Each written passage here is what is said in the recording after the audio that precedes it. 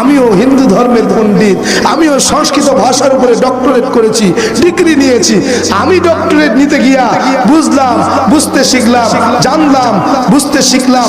বাবার কাছে বলতেছি, বাবা দেখছো নি মুসলমান কত বড় বোকা। বলে কেন?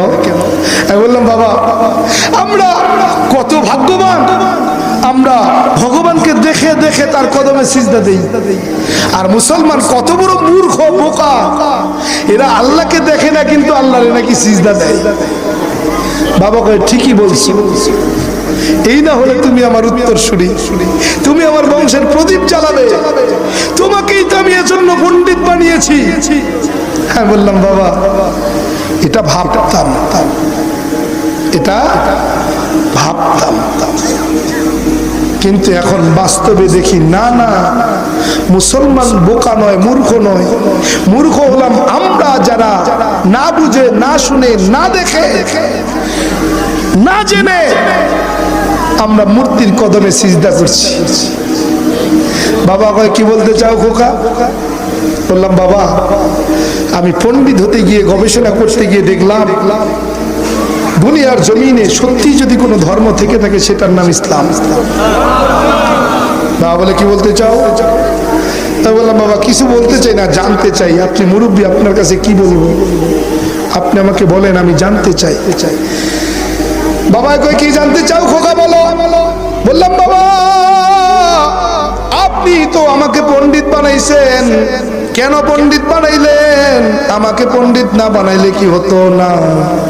বলে খোকা রে, তুই আমার বংশের ছোট ছেলে, তুই আমার বংশের প্রদীপ।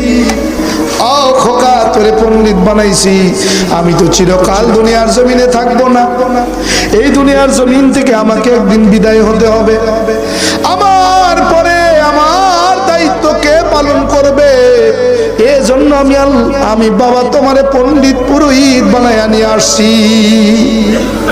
বললাম, বাবা আমি পণ্ডিত হতে গিয়ে যা জানলাম আপনি কি তাই জানেন? বলে হ্যাঁ নিশ্চয়ই, কেন নয়। বললাম, বাবা আমি রাজভোগ কিতাবের 2192 পৃষ্ঠার মধ্যে একখানা মন্ত্র দেখেছি, মন্ত্রের ব্যাখ্যাটা জানতে চাই। বলে কি মন্ত্র? বললাম, বাবা রাজভোগ কিতাবের 2192 পৃষ্ঠার মধ্যে মন্ত্রখানা পড়লাম। মন্ত্রখানা হলো কৃষ্ণং কৃষ্ণং শ্রীনন্দ কেশ সর্বনাম যুগে। বাবাই কয় অর্থ কি বল? বললাম, বাবা ভগবান শ্রীকৃষ্ণ ডাক দিয়া বলে, আমি যুগে যুগে কালে কালে ভগবান শ্রীকৃষ্ণ মানুষের কল্যাণে অগণিত অবতার হয়ে দুনিয়াতে অবতরণ করলাম। সমস্ত অবতারগণ আমি ভগবান শ্রীকৃষ্ণকে ভগবান বইলা মাইনা নিছেন। নাউজুবিল্লাহ। কি বলতে চাও? বললাম, বাবা কৃষ্ণং কৃষ্ণং শ্রীনন্দ কেশ সর্বনাম যুগে। বাবাই কয় মানে কি?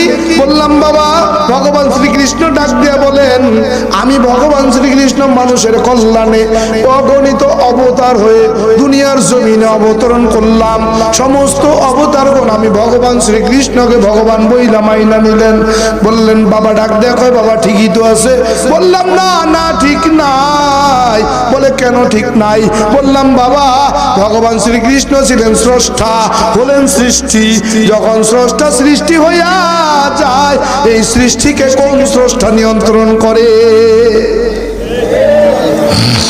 বাবা কয় কি বললো? কি বলতে চাও? এ বাবা যেই স্রষ্টা সৃষ্টি হয় সেই সৃষ্টিকে সেই স্রষ্টাই নিয়ন্ত্রণ করে। বলে কেমন? বলে ভগবান শ্রীকৃষ্ণ যখন অবতার হয়ে দুনিয়ায় অবতরণ করছেন, এই অবতারগণকে ভগবান শ্রীকৃষ্ণই নিয়ন্ত্রণ করেন। বলে না না হতে পারে না। বলে কেন?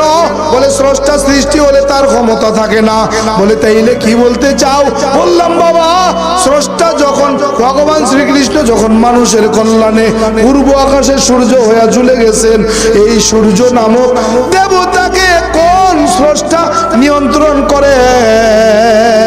বাবা কয় কেন শ্রীকৃষ্ণ? বলি না, হতে পারে না। বলে কেন? বলে স্রষ্টা সৃষ্টি হলে তার ক্ষমতা থাকে না। বলে কি বলতে চাও? আমি বললাম বাবা, ভগবান শ্রীকৃষ্ণ যখন সৃষ্টি হয়ে গেলেন, এই সৃষ্টিকে যিনি, সূর্য দেবতাকে যিনি নিয়ন্ত্রণ করেছেন, এই সূর্যকে যিনি পূর্ব দিকে উঠাইয়া পশ্চিম দিকে ডুবান, তিনি আর কেউ নয়, তিনি হলেন মুসলমানের আল্লাহ।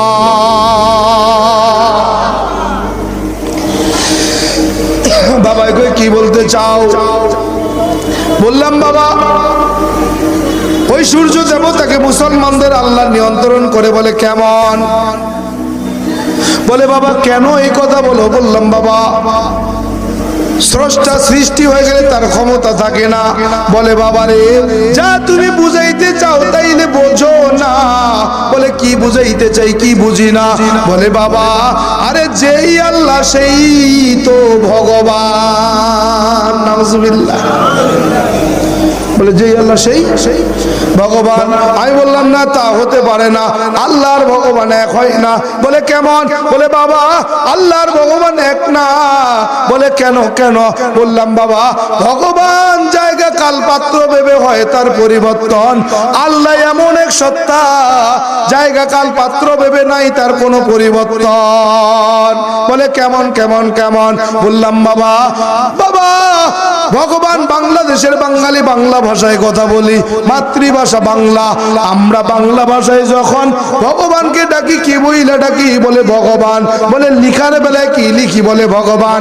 বললাম বাবা, ইন্ডিয়ার জমিনে যেই হিন্দুরা বসবাস করে, হিন্দি ভাষায় কথা বলে, মাতৃভাষা হিন্দি, ওরা যখন সৃষ্টিকর্তাকে ডাকে কি বইলা ডাকে?